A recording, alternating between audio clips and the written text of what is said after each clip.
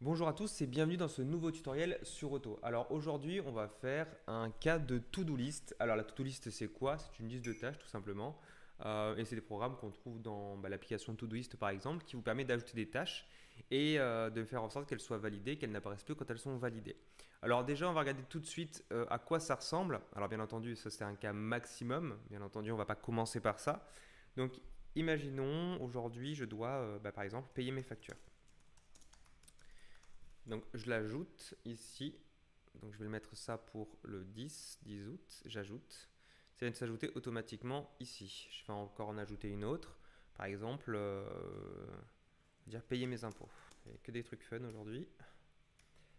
Payer mes impôts. Voilà. Donc pareil, je vais le mettre pour le 18. Je vais choisir une heure. Hop. Vous voyez, ça s'est rajouté directement ici. Donc ça, le but, c'est qu'une fois que les tâches sont à faire, elles sont ici. Et une fois qu'elles sont à valider, elles vont passer directement en dessous. Elles ne vont plus apparaître juste ici. Vous voyez, je peux les faire disparaître au fur et à mesure. Et là, c'est pareil.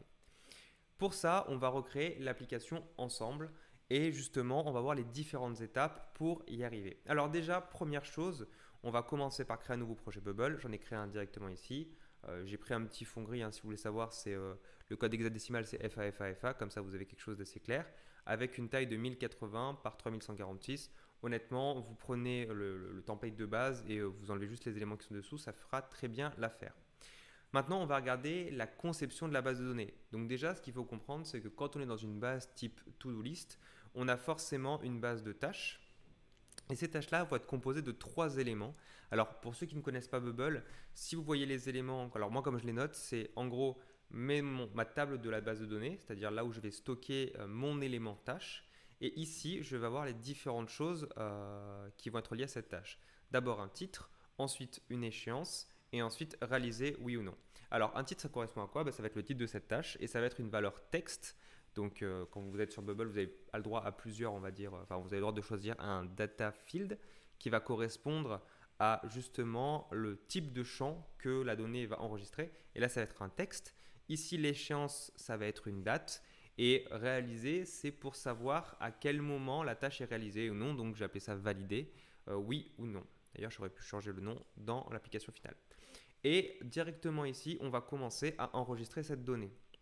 Pour ce faire, vous allez dans la partie data et on va créer un new type. Alors, on évite de cocher cette case-là, sinon vous n'allez pas retrouver la donnée. Enfin, en tout cas, ce ne sera pas accessible librement à tout le monde. Et là, on va commencer par créer tâche, qui va être la nouvelle table. Un S ou pas de S, peu importe. Et surtout, là, ce que je vais faire, c'est que je vais écrire en français. Alors, bien entendu, vous faites ce que vous voulez par rapport à ça. Moi, j'aime bien écrire en français, même avec les accents, c'est pas très très grave. Enfin, je comprends très bien, au moins c'est clair. Après, chacun fait ce qu'il veut. Donc, je vais déjà créer le titre qui va correspondre au titre de ma tâche. Ça va être une valeur texte. Je vais créer. Ici, ça va être une valeur échéance qui va correspondre à une date. Donc là, ça va être la donnée que je vais enregistrer pour donner l'élément de fin. Et ici, je vais rajouter réaliser qui va correspondre à la valeur oui ou non, qui est un booléen qu'on va pouvoir retrouver juste dans la partie, je dirais, dans la partie enregistrement des données. Une fois que j'ai ça, je vais pouvoir créer mon premier élément qui va correspondre à mon bloc d'ajout de la donnée. Si vous regardez bien, c'est si j'ajoute de la donnée, j'ai besoin de le faire directement ici. Donc, ce que je vais commencer par faire, c'est ajouter un groupe. Alors, je le mets en largeur de ma page pour l'instant. Si vous avez envie de faire quelque chose de visuel, vous pouvez changer le style de ce défaut de groupe en le passant en blanc, tout simplement. Donc, background style, flat color, et ce sera beaucoup plus simple. Alors, maintenant que j'ai ça, je vais créer un texte pour indiquer créer une nouvelle tâche. Tout simplement, on fait ça propre. Créer une nouvelle tâche.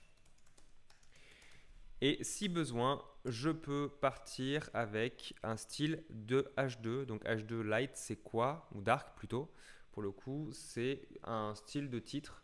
Et là, pour le coup aussi, je vais serrer à gauche, je vais ferrer à gauche, tout simplement, pour éviter que mon texte parte à droite. Ça arrive, moi j'ai un bug là-dessus et ça peut arriver que mon texte parte à droite. Je peux faire une preview pour vous montrer un petit peu à quoi ça ressemble pour l'instant.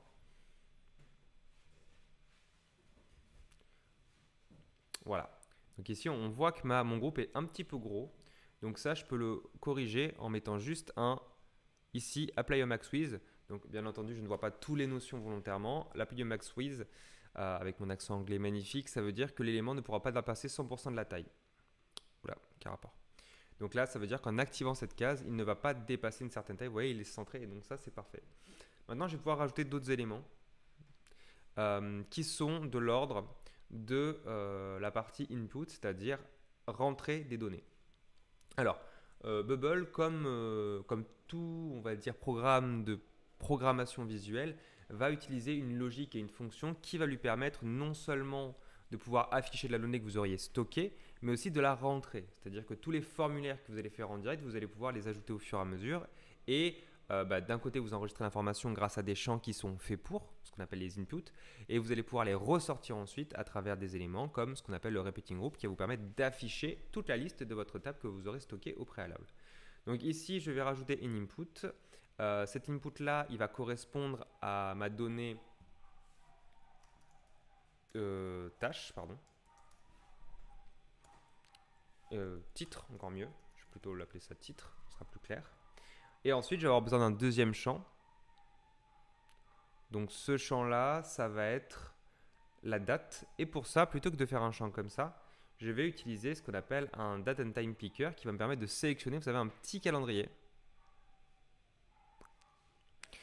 Et en cliquant dessus, je vais avoir les options et je vais avoir la possibilité de rajouter date and time. Et moi, ça m'arrange parce que je veux à la fois la date et à la fois le temps. Et attention par contre, effectivement, vous avez un format d'heure. Donc là, définissez bien que ce soit un format français. Donc un format sur 24 heures.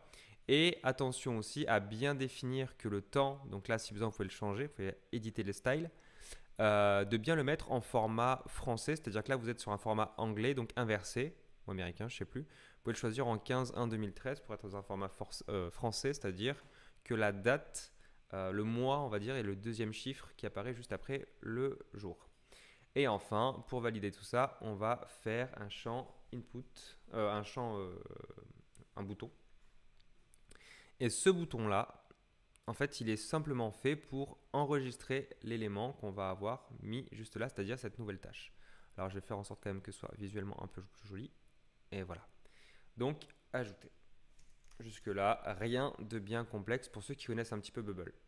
Maintenant, ce qu'on va faire, c'est qu'on va rajouter un workflow.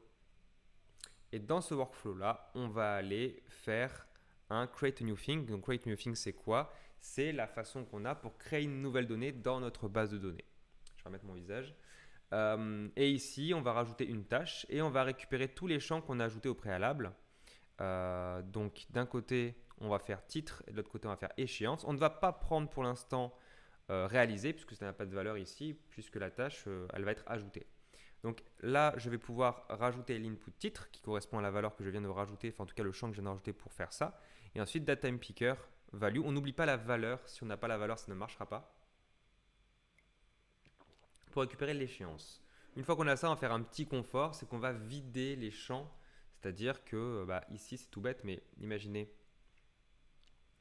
que je fasse un élément, genre par exemple acheter du fromage. C'est quelque chose que les gens ont peu l'habitude de voir, mais en général, tout est automatique pour eux. Si j'ajoute, là, je viens de cliquer dessus, je n'ai aucun moyen de savoir si ça a bien été ajouté.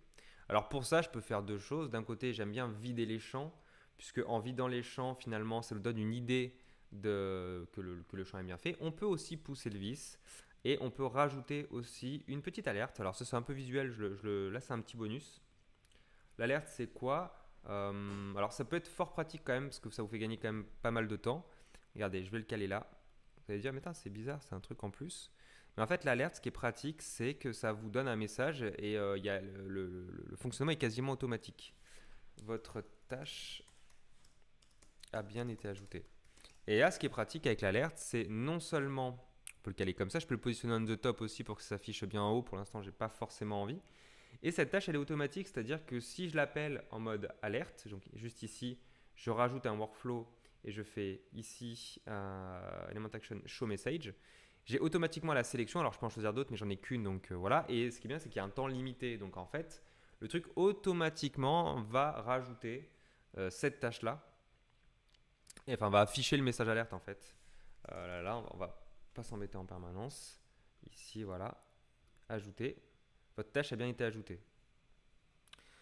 Maintenant, avant d'aller plus loin, on va voir que si la donnée elle a été ajoutée, il faut bien qu'elle soit stockée quelque part. Et pour ça, on va directement vérifier dans la data qu'elle soit bien là. Donc, on regarde dans la partie tâche et on voit bien que la donnée a été correctement ajoutée dans la partie tâche et qu'elle est bien stockée avec les dates, etc.